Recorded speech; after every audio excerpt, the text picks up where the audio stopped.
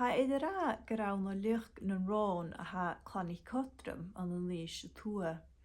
Agus ha siawn sgielfoch idde mi yn sio agus mar a hachad e.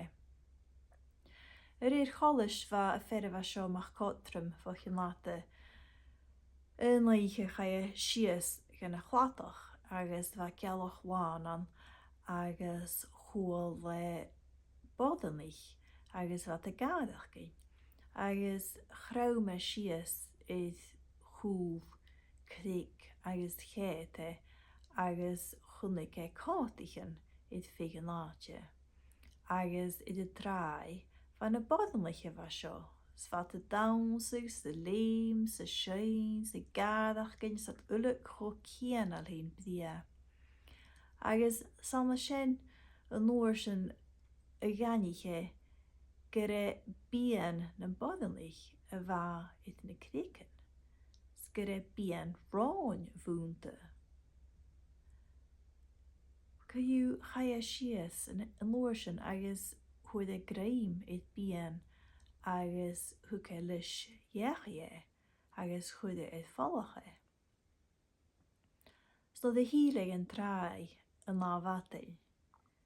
Charo skiel na bodenlich ach va een bodenlich a shen agus die gun vies uit te gore agus die shen se ranig se skievel agus va jekel kien alore.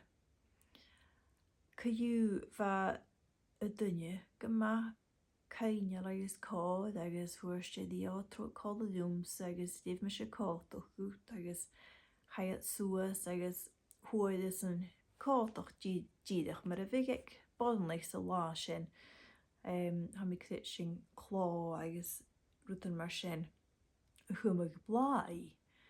Ka you a jake dish fos a diashachke agus va klaunachkes chulachke agus ve kolach grot ulik ma tolletje agus grope a maachke.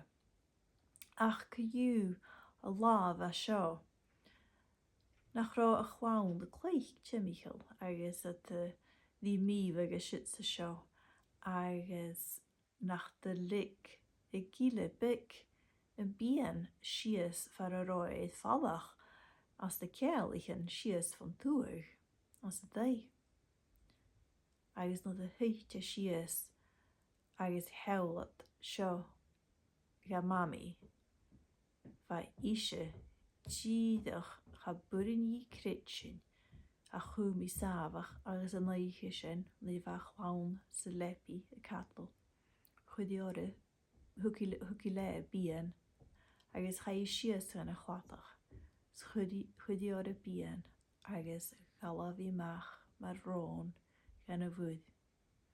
Nes te ra gyro y botoch Gyro fysegys yn difyd tachars agus gybygysyn y dol sias gan trai a ichys dy ieich agus y reir cholis oed yn on fych ishe y chyn ysdiach si ffeinach mewn chwawn agus y blianish ach chadanig I diefys dau iddo chwatach a chyd hylig fa leid y ieicol ore gybyg y dynia sio y gyt y bien agus gahorse fallaf warpe.